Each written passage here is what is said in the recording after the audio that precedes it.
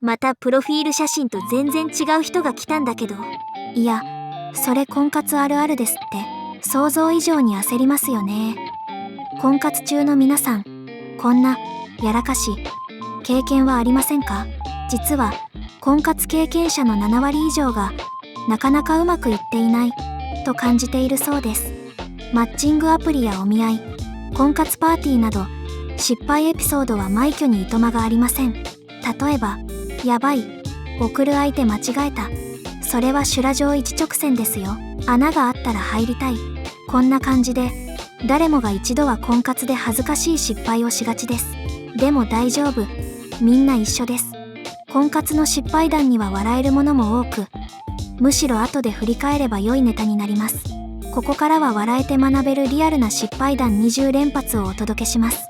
共感しつつ、次は我が身と教訓にしていただければ幸いです。それではどうぞ。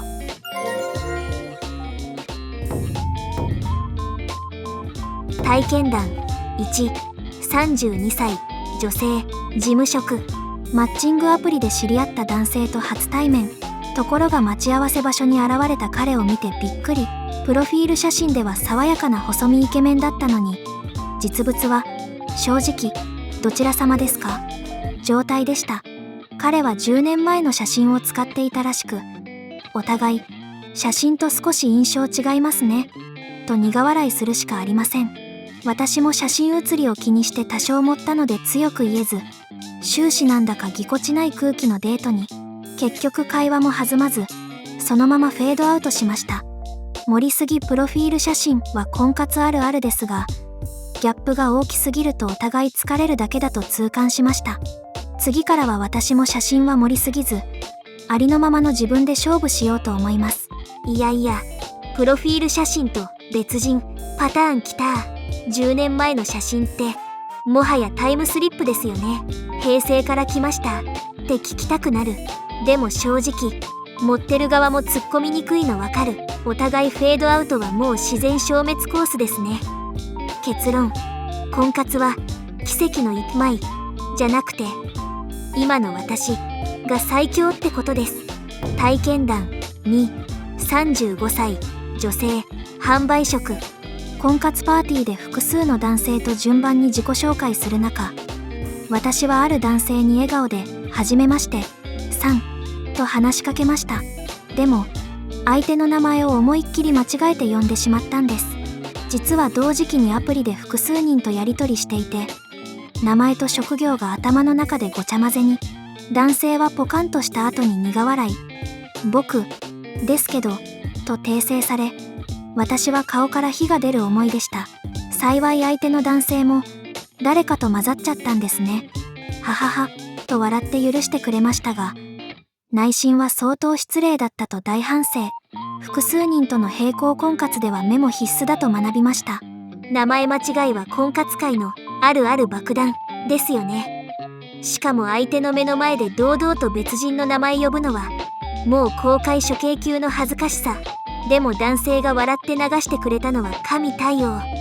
これメモ必須っていうより頭の中に婚活名簿アプリ欲しいレベルです。体験談3、30歳女性、秘書。ある結婚相談所でのお見合い。緊張でガチガチの私が「今日はよろしくお願いします」と自己紹介しようとした瞬間です。口から出た言葉は「きよろちくお願いします」。盛大に噛んでしまいました。さらに恥ずかしいのはその後、趣味を聞かれ「ジム通いです」と答えるつもりが、緊張のあまり「寿司通いです」と言い間違えてしまったんです。相手の男性は一瞬きょとんとしましたが、すぐに吹き出して大笑い。お寿司が大好物なんですね、わら、と場が和みました。私は赤面しつつも、すみません、緊張しちゃって、とペコペコ。それでも彼は、緊張するとありますよね。そういうの、と優しくフォローしてくれました。婚活の場は緊張マックスなので、噛みまくりや言い間違いは定番ですが、おかげで笑いが生まれて打ち解けることもあるんだなと実感しました。よろちくお願いしますって完全に赤ちゃん言葉になってるじゃないですか。しかもジム通いが寿司通いに進化食欲に全振りしちゃった。でも笑いに変えて場が和んだのは逆にラッキーですね。婚活って緊張しすぎると人間ってこんなに口が裏切るんだなって証明でした。体験談4、29歳女性経理。マッチングアプリで知り合った同い年の彼と初デート。おしゃれなイタリアンでディナーということで張り切って出かけました。食事も終盤。いよいよお会計のタイミングです。彼がさっと財布を出し、ここは出しますよと言ってくれたので、私は遠慮しつつも、いえ、大丈夫ですよと一応返しました。ところがつい癖で自分も財布を取り出してしまい、テーブルの上には2人の財布が、どうしましょうねとお互い譲らない雰囲気に陥り、結局少し押し問答の末に割り勘になりました。彼は苦笑い、私は内心しまった、素直に甘えればよかったとモヤモヤ。お会計時のスマートな振る舞いって難しいですね。次回からは彼にお任せするときは素直にありがとうございますと笑顔で引き下がり、割り勘ならスムーズに差し出すなど、臨機応変に空気を読むよう心がけたいと思います。財布のダブルだし、婚活現場あるある。ここで素直にありがとうって言えたら100点なんですよね。押し問答の末の割り勘はなんか営業妥結みたいになっちゃう。でも次からは臨機応変に空気を読む。これ大事です。体験談5、26歳女性受付。婚活サイトで知り合った彼とはメッセージの相性もバッチリ。初デートはカフェでランチすることに。当日、私は朝から極度の緊張でそわそわ。席に着いてからも落ち着かず、ついコーヒーをガブガブおかわりしてしまいました。実は私、カフェインに弱くて飲みすぎると早口になる体質なんです。案の定、デート中盤から一人でマシンガントーク炸裂。彼が相槌を打つ暇もないほど喋り倒してしまいました。別れ際、なんだか彼は苦笑い。後日連絡が来ることはありませんでした。友人に相談すると、それ、絶対ドン引きされてるよ、とバッサリ。沈黙が怖くて埋めようと必死だったのですが、これでは相手も疲れてしまいますよね。次回からはコーヒーの飲みすぎに注意し、深呼吸しながら相手の話をちゃんと聞くデートを心がけようと固く誓いました。カフェインでマシンガントーク暴走モード。危険すぎる。相手が苦笑いって完全に心の中でおすごいエネルギーだなって思ってたはず。沈黙が怖い気持ちわかるけど、会話はキャッチボール。コーヒーは一杯までにしときましょう。体験談6、34歳女性会社員。職場の先輩に勧められ、少し年上向けの婚活パーティーに参加した時のことです。私は白のブラウスを着て清楚な印象で挑みました。ところが自己紹介タイム中、緊張で手が震えていたのか、うっかり持っていたカップを倒してしまい、自分の白ブラウスに赤いワインをぶちまける大失態。会場が一瞬ざわつき、私はごめんなさいと大慌て。ブラウスは見るも無残なシミだらけで、恥ずかしさで消え入りたい気分でした。結局その日は早めに切り上げることに。帰り道、一人で落ち込みましたが、後日、ワインまみれのあなたが可愛かったと言ってくれた男性がいたと先輩から聞きました。失敗を笑いに変えられる人の方が素敵に見えるのかもしれないと前向きに考えることにしました。白ブラウス、赤ワイン即デザインチェンジ。でもワインまみれのあなたが可愛かったって言ってくれる人がいたの、めっちゃ救いですね。むしろ失敗を笑いに変えられるかどうか、婚活の隠れスキルかもしれません。体験談7、31歳女性営業。マッチングアプリで知り合った同年代の男性とお茶することに。私は話好きな性格もあり、盛り上げようと最初から積極的に会話をリードしていました。ところが徐々に彼の仕事や趣味の話に対し、それって効率悪くないですかとか、いや、その考え方はちょっと、などと、つい口を挟んでダメ出しを連発してしまったんです。自分でもしまった、言い過ぎたかな、と途中で思ったものの時すでに遅し、彼は苦笑しながらも最後まで穏やかに聞いてくれましたが、デート後、案の定彼からの連絡は途絶えてしまいました。婚活で張り切るあまり相手を批判しすぎるのは逆効果だと痛感しました。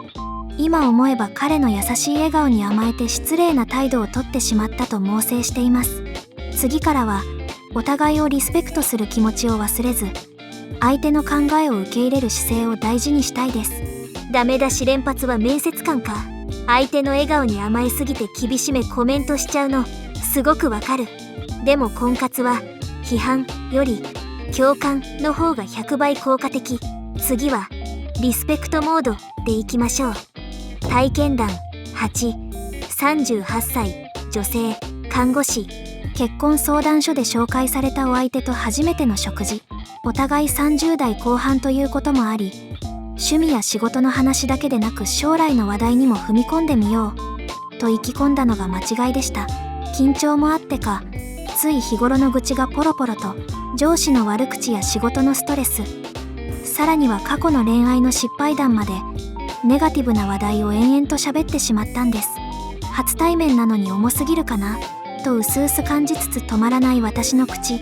彼は優しくうなずきながら聞いてくれましたが、笑顔は引きつり気味でした。案の定、その後彼からお断りの連絡が。初デートで愚痴やマイナスの話題は禁物ですね。今度からは例え話が途切れそうでも愚痴は禁止。明るく前向きな話題を心がけ、相手にまた会いたいと思ってもらえる雰囲気づくりを意識しようと肝に銘じました。初デートで愚痴オンパレードは完全に地雷腹。相手の引きつり笑顔、目に浮かぶ優しさで聞いてくれるけど、内心は絶対帰りたいって思ってる。婚活の場は愚痴禁止法を制定した方がいいレベルです。体験談9、33歳女性教育関係。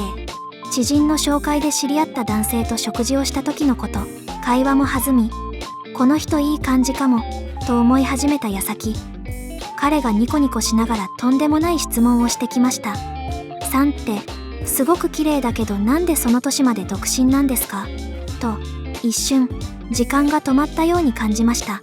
失礼すぎて唖然とする私に追い打ちをかけるように、彼はやっぱ理想が高い感じですかなどとニヤニヤ。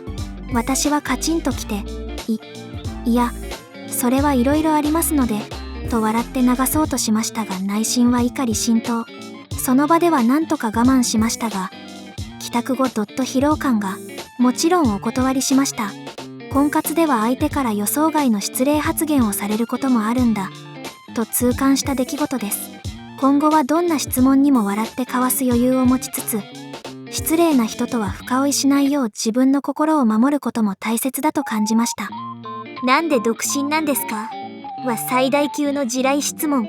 これ言う人ってほんと無自覚で失礼すぎる。理想高いって何？勝手に診断しないで。笑って流したの大人すぎるけど、即お断りは大正解です。体験談10、30歳女性企画職。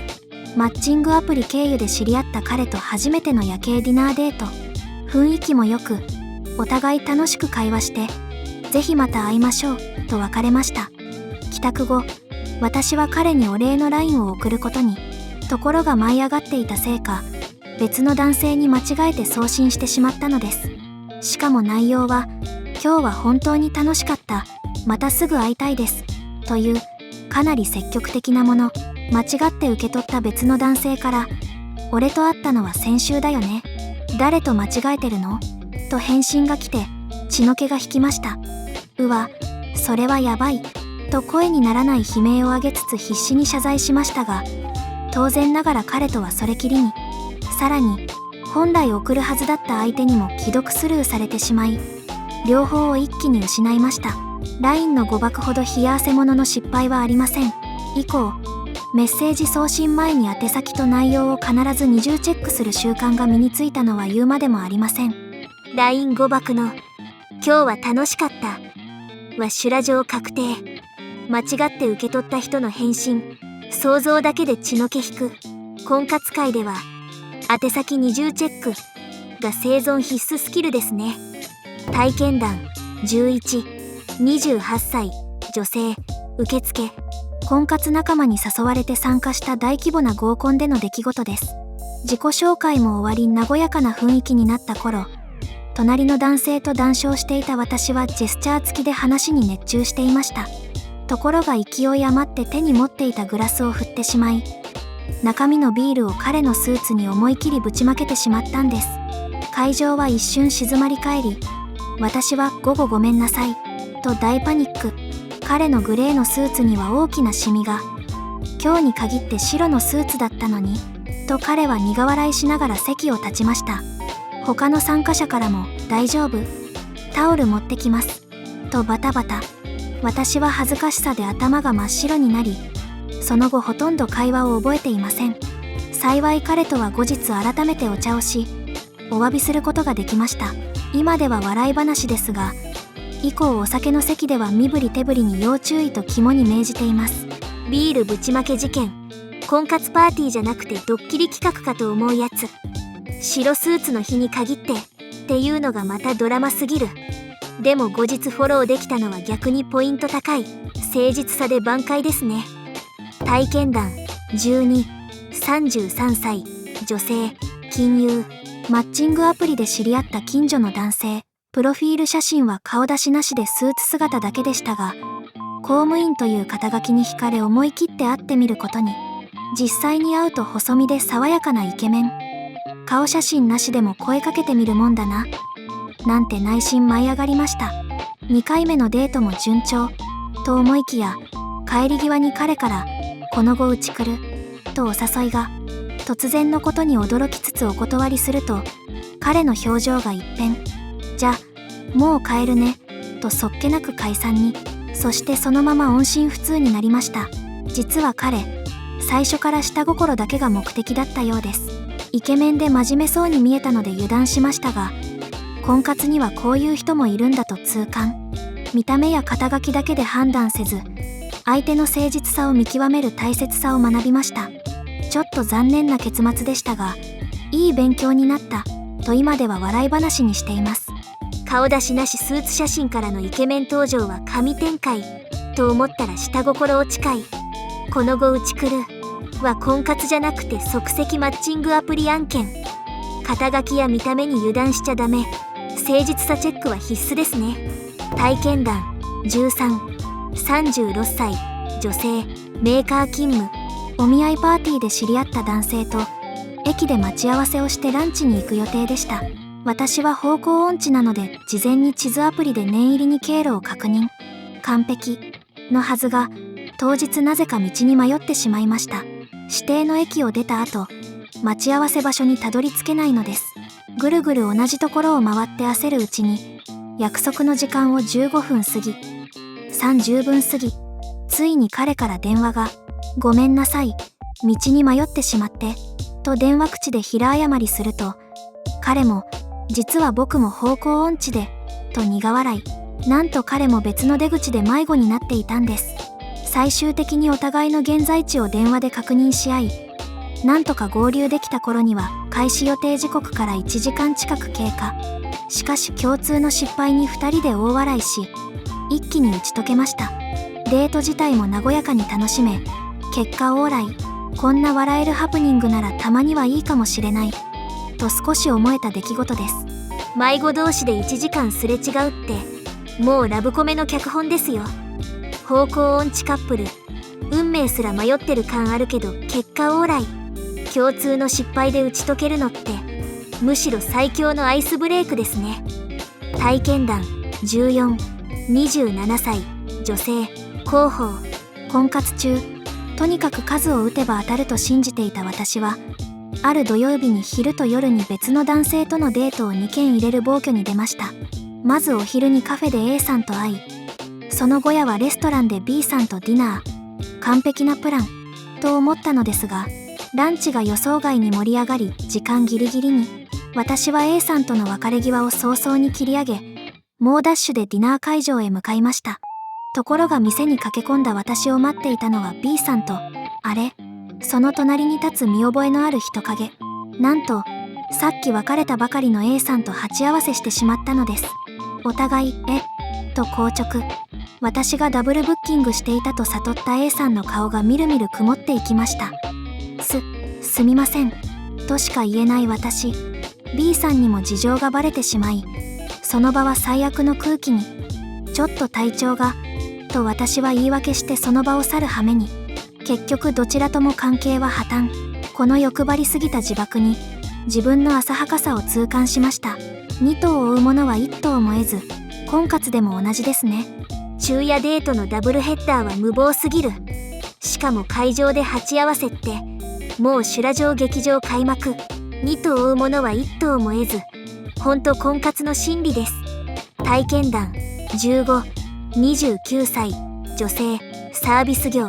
職場の同僚に誘われて初めて趣味婚、共通の趣味をテーマにした婚活イベントに参加した時の話です。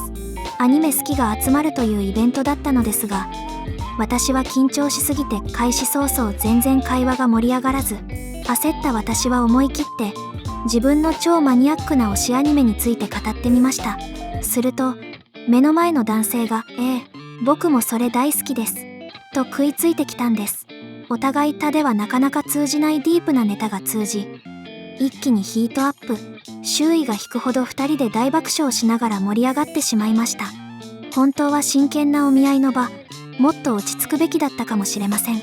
でもおかげで彼とはすっかり打ち解け、その後も連絡を取り合う中に、緊張で空回りしたつもりが意外な共通点で大成功というまさかの展開でした。婚活では取り繕うよりも思い切って自分を出した方がうまくいくこともあるんだなと実感したエピソードです。推しアニメで盛り上がりすぎて周りが引くの、オタク婚活あるある。でも共通のディープ趣味って一気に仲良くなれるから強い。取り繕わず素の自分出した結果が大成功とか最高の展開ですね。体験談16、37歳女性、公務員。お見合いパーティーで隣の男性と趣味の話になり、特に趣味がない私はとっさに週末は登山してますと答えてしまいました。実は山登りなんて一度もしたことがないのに、周りと差をつけたい見栄でつい嘘を。アクティブなんですねと彼も興味津々です。さらに今度一緒に登山に行きましょうよと誘われてしまい大ピンチ。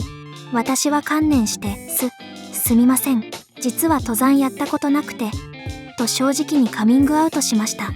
彼は一瞬驚いたものの、すぐにそうだったんですか、じゃあ一緒に始めてみませんと笑って許してくれました。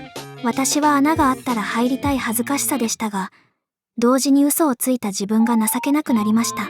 お互いその場は笑い話になりましたが、私は背伸びしないで正直が一番と痛感しました。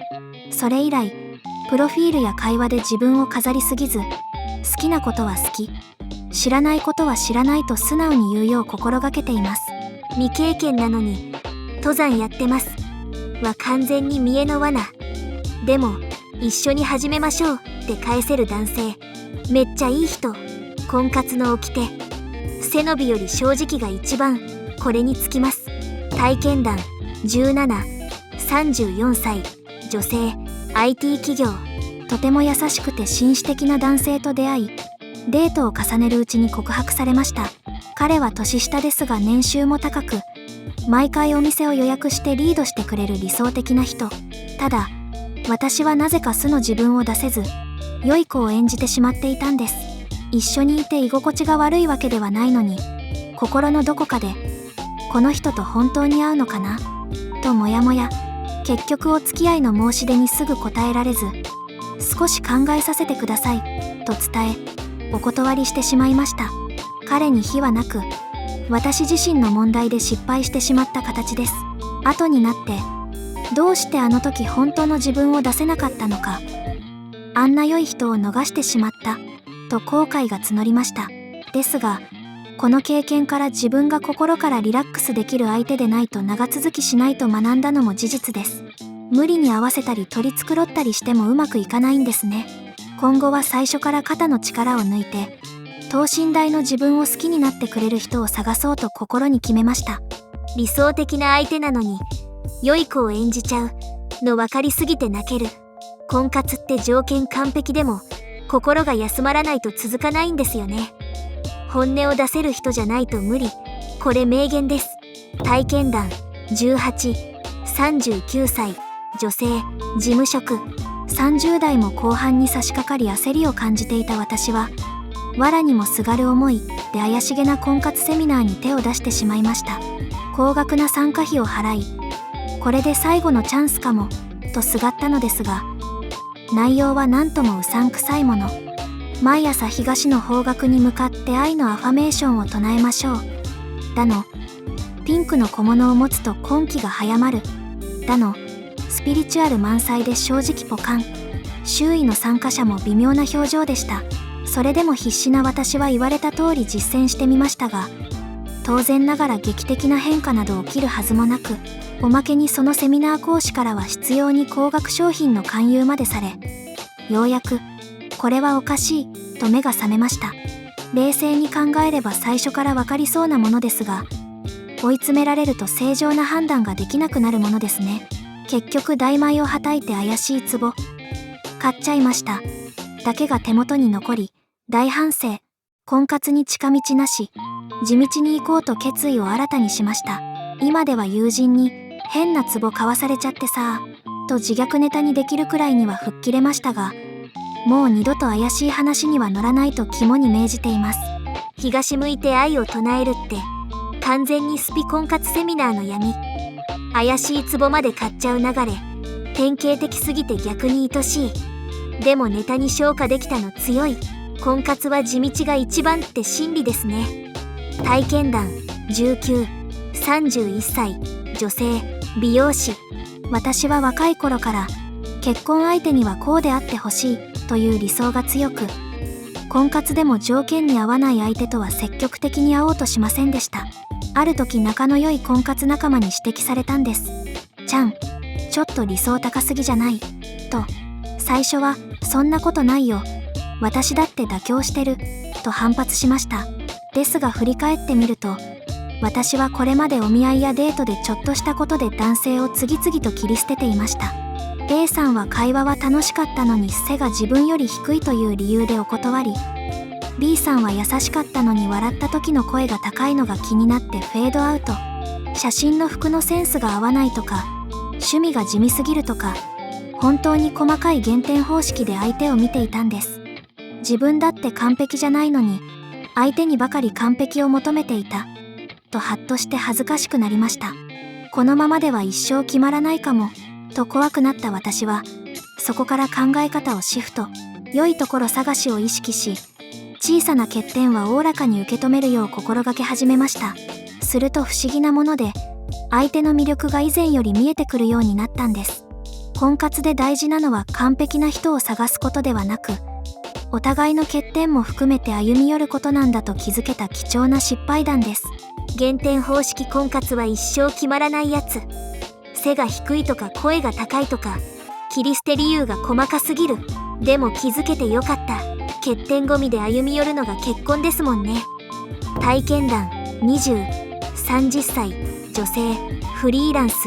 婚活パーティーに初参加した時のこと。会場のホテルにはいくつか宴会場があり、人も多くて少し混乱していました。受付を済ませ指定のテーブルに着席した私は緊張しつつ周囲に挨拶。しかしなんだか様子が変です。自己紹介で今日はいい出会いがあればと思いますと私が言った途端、周りの視線が状態。実は私、会場を間違えて全然別のグループに紛れ込んでしまっていたんです。他の参加者は会社の懇親会かなんかで、婚活パーティーですらなかったという大ちょんぼ。すみません、場所を間違えましたと顔面真っ赤でその場を飛び出し、本来の会場へ猛ダッシュ。開始時刻をだいぶ過ぎて到着し、スタッフさんにも平謝りでした。参加者の方々からクスクス笑われて肩身の狭い思いをしましたが、後日この話を友人にしたら大受け。伝説作ったねなんて言われ、今では私の鉄板ネタになっています。以降、集合場所と会場名は何度も確認するようになったのは言うまでもありません。婚活パーティーのはずが会社の懇親会に乱入。いい出会いをって宣言しちゃうのは伝説級 W。でも今では鉄板ネタって最高。失敗すらコンテンツ化できるの強すぎです。まとめ。全体の要点。婚活にまつわる失敗談20連発。いかがでしたでしょうか。振り返ってみると、いくつかの共通パターンが見えてきます。まず多かったのは、コミュニケーション上のミスです。緊張からの言い間違いや早口、つい余計な一言を言ってしまうケースなど、誰しも心当たりがあるのではないでしょうか。沈黙が怖い、よく思われたいという気持ちから暴走してしまうんですよね。とはいえ、自己アピールに必死になるあまり相手の話を聞かないと、相手は寂しいもの。今回の体験談でも、一方的に喋りすぎて失敗した例が複数ありました。婚活では聞き上手になることも成功の鍵と言えそうです。次に目立ったのは、プロフィールや第一印象に関するズレです。例えば写真を盛りすぎたり実年齢を偽ったりすると、会った時にお互い困ってしまいます。また、自分を大きく見せようとして趣味や経歴を偽るのも NG。体験談16のようにバレて恥ずかしい思いをするだけでなく、嘘は長続きしません。等身大の自分で勝負した方が結局うまくいくという教訓がありました。さらに浮かび上がるのが理想や思い込みの問題です。完璧を求めすぎたり、相手に高い条件を望みすぎたりすると、婚活はうまくいきません。逆に、自分なんてと自己評価が低すぎる人も注意です。卑屈になっていたり焦りすぎたりすると、体験談18のように怪しいセミナーや極端な手段に走ってしまいがち。また、ハプニングを楽しむ心の余裕も見逃せません。恥ずかしい失敗がきっかけでむしろ仲が深まったケースもありました。婚活中はつい結果を急いでしまいますが、うまくいかない場面こそ笑い飛ばす力があると魅力的に映るものです。最後に、笑える失敗と危険な失敗の線引きも心得ておきましょう。下心だけの人や怪しい勧誘、明らかな嘘つきにはしっかりナンバーを突きつける勇気が必要です。20件の失敗談を通じて見えてきたのは、婚活での失敗は誰にでもあるという当たり前の事実かもしれません。大切なのは、そこから何を学び、次に生かすかです。失敗を経験したからこそ、人は成長できます。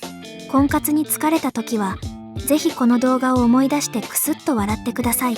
そして、失敗してもいい、次に生かせばいい、と肩の力を抜いて、あなたらしい婚活を続けていってくださいね。きっと素敵なご縁が待っています。それではまた次回のリアルボイス図鑑でお会いしましょう。あなたの初めてが後悔のない一歩になりますように。